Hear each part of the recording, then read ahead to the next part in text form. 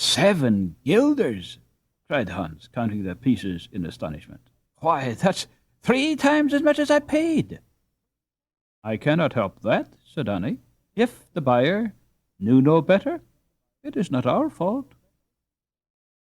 Hans looked up quickly. Oh, Annie! Oh, Hans! She mimicked, pursing her lips and trying to look desperately wicked and unprincipled. Now, Annie, I know you would never mean that. You must return some of this money. But I'll not do any such thing, insisted Annie. They're sold, and that's an end of it. Then, seeing that he looked really pained, she added in a lower voice, Will you believe me, Hans, when I say that there has been no mistake? That the person who bought your skates insisted upon paying 7 guilders for them?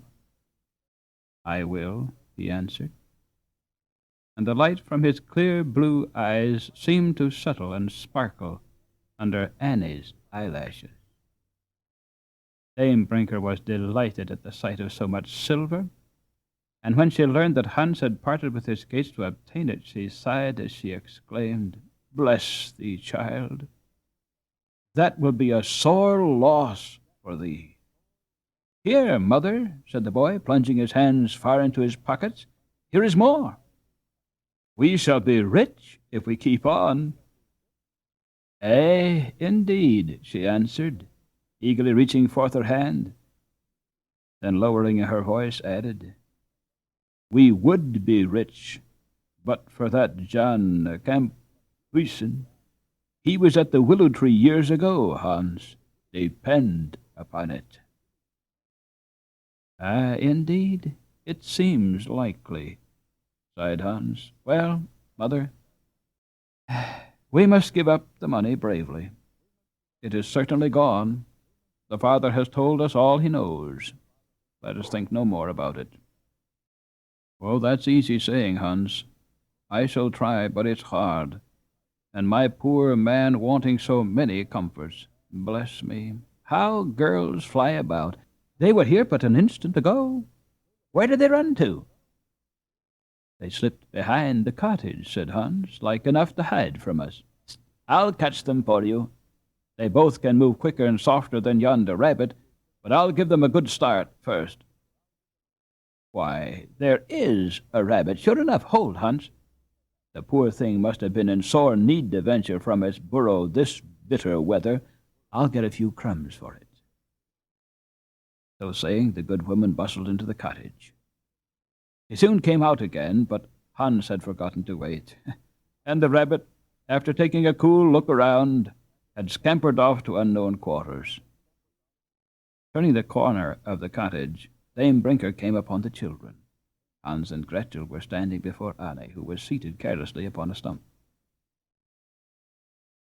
That is as good as a picture, cried Dame Brinker, halting in admiration of the group. Many a painting have I seen at the grand house at Heidelberg, not a whit prettier.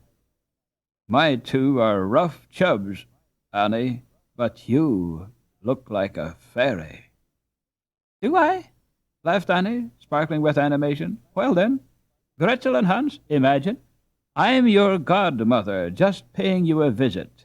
Now I'll grant you each a wish. What will you have, Master Hans? A shade of earnestness passed over Annie's face as she looked up at him. Perhaps it was because she wished from the depths of her heart that for once she could have a fairy's power. Something whispered to Hans that for the moment she was more than mortal. I wish, said he solemnly, I could find something I was searching for last night. Gretel laughed heartily. Dame Brinker moaned, Shame on you, Hans, and passed wearily into the cottage. The fairy godmother sprang up and stamped her foot 3 times. Thou shalt have thy wish, she said. Let them say what they will. Then, with playful solemnity, she put her hand into her apron pocket and drew forth a large glass bead. Bury this, she said, giving it to Hans, where I have stamped and ere the moon rise, thy wish shall be granted." Gretel laughed more merrily than ever. The godmother pretended great displeasure. "Naughty child," she said, scowling terribly. "In punishment for laughing at the fairy, thy wish shall not be granted." "Ha ha! Ha ha!" cried Gretel in high glee. "Better wait till you're asked, godmother. I haven't made any wish." Annie acted her part well, never smiling through all their merry laughter. She stalked away and was on her way home, the embodiment of offended dignity. "Good night, fairy!" they cried again and again. "Good night, mortals!" she called out at last as she sprang over a frozen ditch and ran quickly homeward. "Oh, isn't she just like flowers? So sweet and lovely," said Gretel, looking after her in great admiration. "And to think how many days she stays in that dark room with her grandmother. Why, Brother Hans, what is the matter? What are you going to do?" "Wait and see," answered Hans, as they plunged into the cottage and came out again, all in an instant, bearing the spade and icebreaker in his hands. "I'm going to bury my magic bead." Rough Brinker slept soundly. His wife took a small block of peat from her nearly exhausted store and put it upon the embers. Then, opening the door, she called, "Come in, children." "Mother! Mother! See here!" shouted Hans. "Oh, my!" exclaimed the dame, springing over the doorstep. "What ails the boy?" "Come quick, mother!" he cried in great excitement, working with all his might and driving the icebreaker each word. "Don't you see? This is the spot, right here, on the south side of the stump. Oh, why didn't we think of it last night? The stump is the old willow tree, the one you cut down last spring because it shaded the potatoes. That little tree wasn't here at all when father was, Hazza!" Dame Brinker could not speak. She dropped on her knees beside Hans just in time to see him drag forth the old stone pot. He thrust in his hand and took out a piece of brick, then another, then the stocking, and the pouch, black and mouldy, but filled with a long-lost treasure. Such a time, such laughing, such crying, such counting after they went into the cottage. It was a wonder that Ralph did not awaken. His dreams were pleasant, however, for he smiled in his sleep. Dame Brinker and her children had a fine supper, I can assure you. No need of saving the delicacies now. "We'll get father some nice fresh things tomorrow," said the dame, as she brought forth cold meat, wine, bread, and jelly, and placed them on the clean pine table. "Sit by, children, sit by." That night Annie fell asleep, wondering whether it was a knife Hans had lost, and thinking how funny it would be if he should find it after all. Hans had scarcely closed his eyes before he found himself trudging through a thicket. Pots of gold were lying all around, and watches and skates and glittering beads were swinging from every branch. Strange to say, each tree as he approached it changed into a stump, and on the stump sat the prettiest fairy imaginable, clad in a scarlet jacket and a blue petticoat. Something else than the missing guilders was brought to light on the day of the fairy godmother's visit. This was the story of the watch that for 10 long years had been so jealously guarded by Ralph's faithful Frau. Through many an hour of sore temptation she had dreaded almost to look upon it, lest she might be tempted to disobey her husband's request. It had been hard to see her children hungry, and to know that the watch, if sold, would enable the roses to bloom in their cheeks again.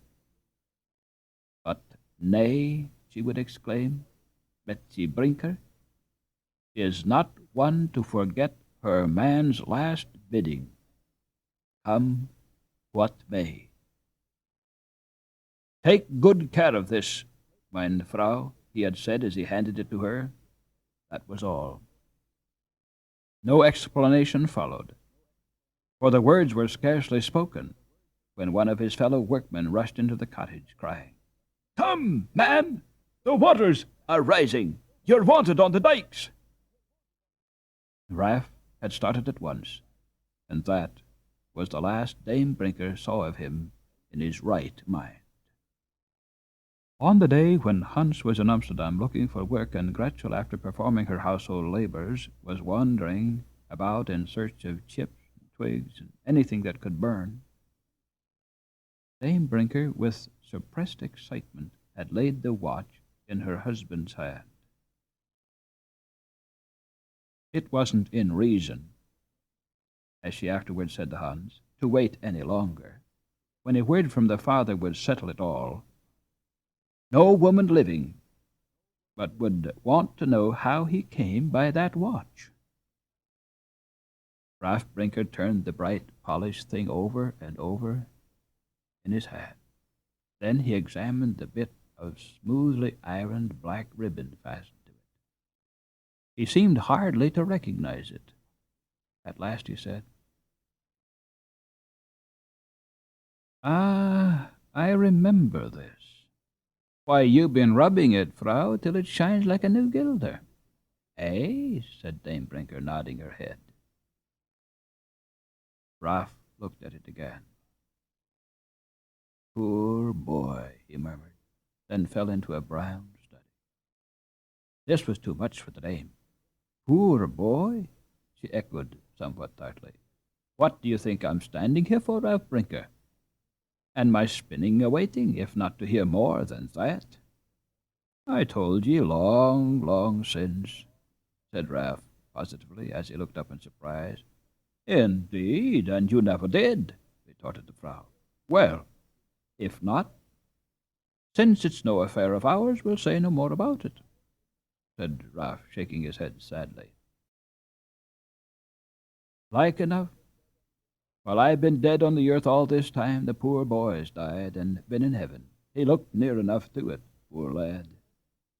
Raff Brinker, if you're going to treat me this way, and I nursing you and bearing with you since I was 22 years old, it's a shame, yea, and a disgrace, cried the Frau, growing quite red and scant of breath. Raff's voice was feeble yet. Treat you what way? Metje. What way? Said Dame Brinker, mimicking his voice and manner. What way? Why, just as every woman in the world is treated after she stood by a man through the worst, like, Metje. Raff was leaning forward with outstretched arms. His eyes were full of tears. In an instant, Dame Brinker was at his feet, clasping his hands in hers. Oh, what have I done? Made my good man cry, and he not back with me 4 days. Look up, Raff. Nay, Raff, my own boy, I'm sorry I hurt you. It's hard not to be told about the watch after waiting 10 years to know, but I'll ask thee no more, Raff. Here, we'll put the thing away. That's made the first trouble between us after God just giving thee back to me. I was a fool to cry, Mitzi, he said, kissing her, and it's no more than right ye should know the truth.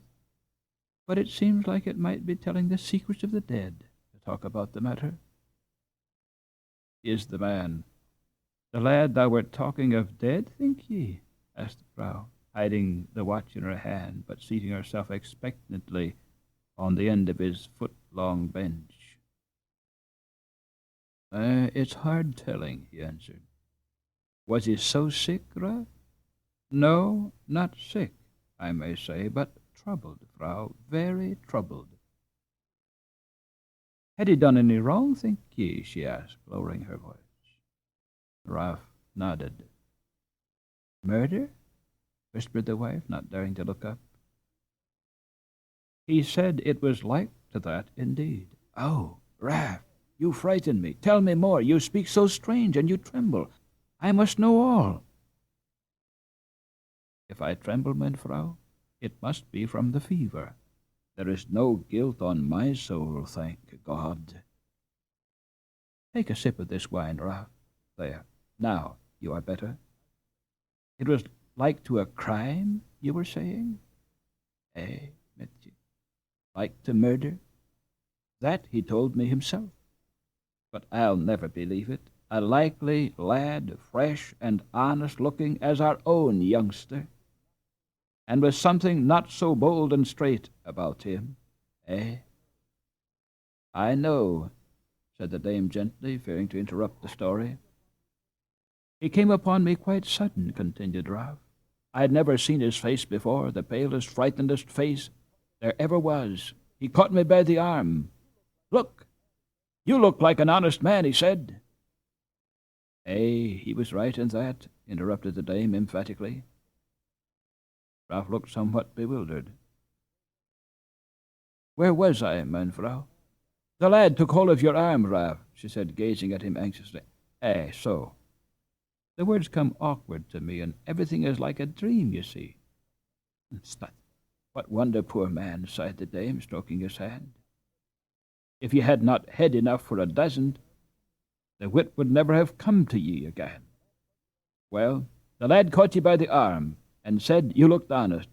Well, he might. What then? Was it noontime? Nay, before daylight, long before early chimes. It was the same day you were hurt, said the dame. I know it seemed you went to your work in the middle of the night. You left off, but he caught your arm, Ralph. Yes, resumed her husband. I can see his face this minute, so white and wild-looking. Take me down the river way, says he. I was working then, you remember, far down on the line across from Amsterdam. I told him I was no boatman.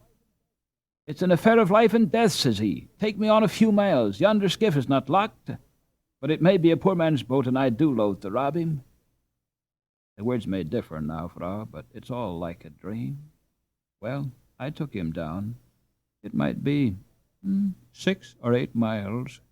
Then he said he could run the rest of the way on the shore. I was in haste to get the boat back. Before he jumped out, he says, sobbing like, I can trust you. I've done a thing. God knows I never intended it. The man is dead. I must fly from Holland. What was it, did he say, Ralph? Had he been shooting at a comrade like they do down at the University of Göttingen? I can't recall. Mayhap he told me, but it's all like a dream. I said it wasn't for me, a good Hollander, to cheat the laws of my country by helping him off that way, but he kept saying, God knows I'm innocent.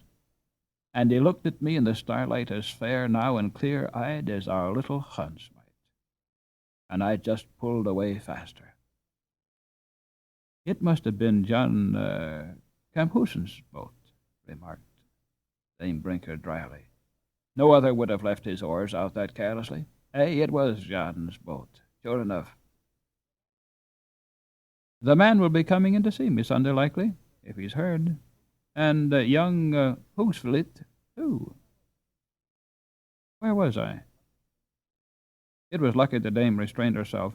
To have spoken at all of John, after the last night's cruel disappointment, would have been to have let out more sorrow and suspicion than Ralph could bear. Where were you? Why, not so very far, forsooth. The lad hadn't given you the watch yet. Alack, I misgive whether he came by it honestly. Why, Frau, exclaimed Ralph in an injured tone. He was dressed soft and fine as a prince himself. The watch was his own, clear enough. How came he to give it up? Asked the dame, looking uneasily at the fire, for it needed another block of peat. I told ye just now, he answered, with a puzzled air. Tell me again, said Dame Brinker, wisely warding off another digression. Well, just before jumping from the boat, he says, handing me the watch, I'm flying from my country as I never thought I could. I'll trust you because you look honest. Will you take this to my father? Not today, but in a week, and tell him if ever the time comes that he wants me to come back, I'll brave everything and come. Tell him to send the letter to there. The rest is all gone from me. I can't remember where the letter was to go.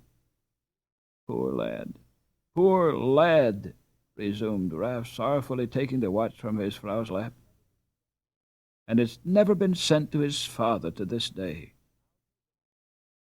I'll take it, Ralph, never mind, never fear. The moment Gretel gets back, she'll be in soon. What was the father's name, did you say? Where were you to find him? Alack, answered Ralph, speaking very slowly.